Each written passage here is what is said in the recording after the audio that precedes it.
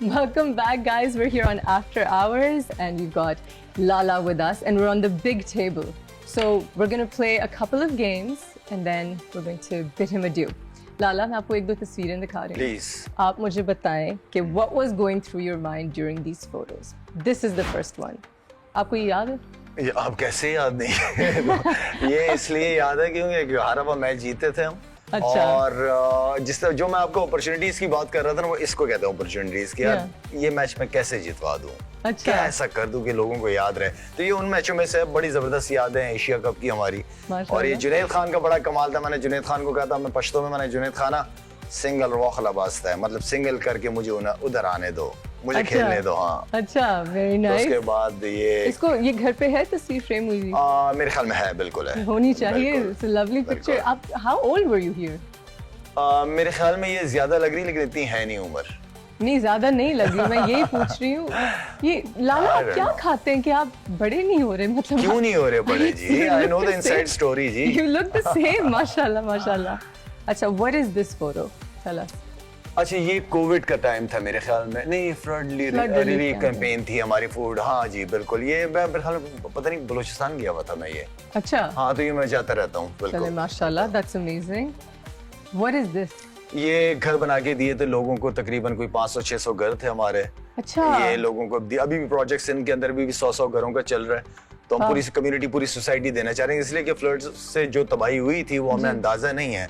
हम उन लोगों को भूले नहीं है. अब माशाल्लाह से उनके पक्के घर, उनको वहीं पे हॉस्पिटल, वहीं पे स्कूल बच्चों के लिए, वहीं पे मस्जिद, वहीं पार्क टाइप का उनका खेलने का पूरी कम्युनिटी बना दी आपने. सो ये होता है जब आप शाहिद अफरीदी फाउंडेशन को डोनेट करते हैं. They are doing amazing work.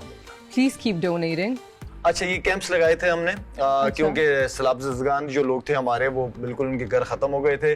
तो उनके लिए हमने तकरीबन कोई 500 फैमिलीज के लिए अलग से टेंट्स लगाए थे. ये बलूचिस्तान के अंदर. बलूचिस्तान से मैं आपको एक सवाल पूछ सकती हूँ बलूचिस्तान के बारे में, क्योंकि आपने कहा मैं कुछ भी पूछ सकती हूँ. What do you feel about what's happening with them right now? ये जो एक पॉलिटिकल सिचुएशन हो रही है वहाँ पे देखिए, वहाँ पे किस चीज की कमी है? आपका 1100-1200 किलोमीटर तो कोस्टल एरिया है. मैं 2-3-4 दिन पहले वहीं पे था. अब इतने खूबसूरत बीचेस, इतनी खूबसूरत सेंट मैं बता नहीं सकता आपको.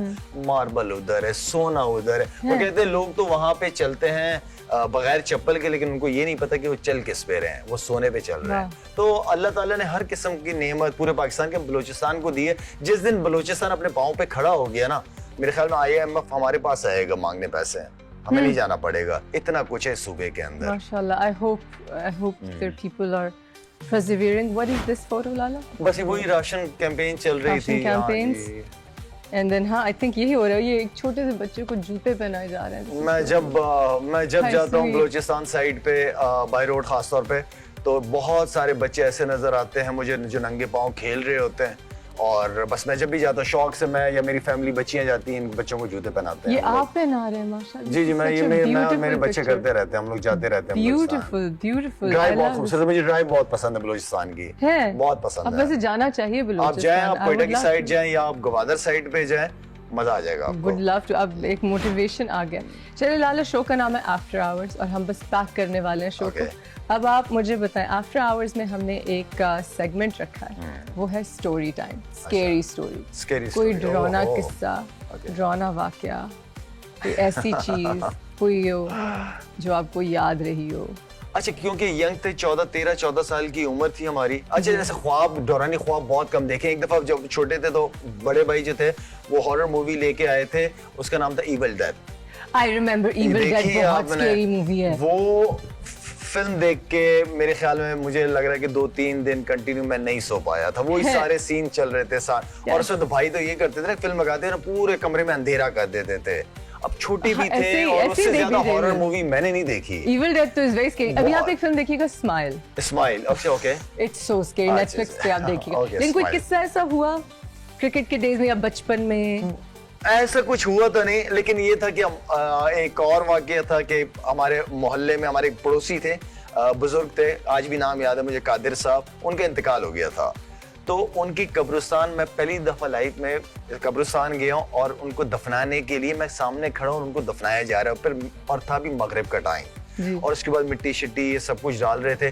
तो वो भी तकरीबन 3-4 दिन तक वो मेरे ख्वाब में चीज चलती रही। वो पहली दफा आपने देखा? हाँ जी, मेरी मतलब नींद ही नहीं आ रही थी, वो तस्वीर चल रही किस तरह मिट्टी में, फिर बंद कर दिया, तो वो सारा कुछ मेरे जहन में चल रहा था। ऐसे ख्वाब, डरावनी ख्वाब नहीं देखता मैं। एक ख्वाब जो बहुत ज्यादा मुझे आता है, जो मैं अपनी बेगम से डिस्कस करता हूँ कि ये ख्वाब क्यों इतना ज्यादा आता है। क्या? मेरी कोशिश होती है कि मैं वालिद को ख्वाब में देखूं या वालदा को ख्वाब में देखूं। आते हैं लेकिन बहुत कम आते हैं वो।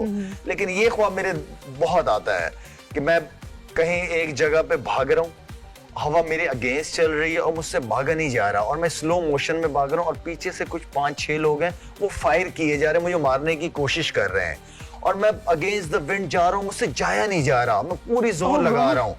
और ऑटोमेटिकली मेरे मतलब उस वक्त जो है ना, बस सिर्फ एक ला इलाहा इल्लल्लाह मेरा कलमा मेरा शुरू हो जाता है चलना, ला इलाहा इल्लल्लाह, ला इलाहा इल्लल्लाह, और मैं पढ़ रहा होता हूँ और भाग रहा होता हूँ। एक गोली इधर से गुजर रही होती है, इधर से गुजर रही होती है, यहाँ से मुझे लग नहीं रही होती, पर मुझे गुदगुदी हो रही होती है कि अब लगी, लेकिन वो ऐसा होता नहीं है। वो खैर वो ये ख्वाब मुझे बहुत ये रिपीट पे आता है आपको? बहुत ज्यादा सेम ख्वाब मुझे काफी दफा बड़े से पूछना चाहिए इसका मकसद क्या है? इसका मकसद यही है अगर दुनिया से बचना है, ला इलाहा इल्लल्लाह को लेके चलो, और क्या मतलब। What do you think about the political state of the country? आपको क्या लगता है कौन सी पार्टी पावर में आएगी? What's going to happen? ये सवाल जो आप पूछ रही हैं ना, इसके जवाब के तो बहुत सारे लोग इंतजार कर रहे होंगे। देखें, अच्छा मैं बताऊं आपको, मेरी नजर में जो सियासत है ना, वो मुल्क और कौम की खिदमत का नाम सियासत है, और इसी सियासत को मैं जानता हूँ। अगर कोई एक हुकूमत आ जाती है, उसको तो 3-4 साल जितने अरसे भी हुकूमत करती है, वो तो ऑपोजिशन से ही लड़ रही होती है। हमारे यहाँ सियासत ये है कि भाई अगर मैंने चोरी डाका मारा है तो तुमने भी तो यही काम किया है। हम एक दूसरे पे लगे, हमें ये नहीं पता कि 60-65% इस मुल्क में यूथ है, वो जा किधर रही है, वो क्या टिकटॉकर बन रहे हैं सारे, हम जा किस तरफ रहे हैं। ये उनके ऊपर एक बहुत बड़ी जिम्मेदारी है। वो अपने आप से ये सवाल पूछे कि अल्लाह ने जो उनको पावर दी है, जो कुर्सी की ताकत बहुत बड़ी ताकत है, उनके ऊपर रिस्पॉन्सिबिलिटी है, उन्होंने कुछ करना है इस मुल्क के लिए। हमारे बच्चे, ऑनेस्टली स्पीकिंग, हम बहुत गलत लाइन पे चल पड़ी है हमारी यूथ। अगर मैं इस सोशल मीडिया की बात करूं, अगर आप इसके अंदर देखें, बदतमीजी, आप अखलाकियात से उतर के लोग, आई मीन कि हम जा किधर रहे हैं, हमारी यूथ, हम क्या डायरेक्शन क्या देना चाह रहे हैं अपनी यूथ को।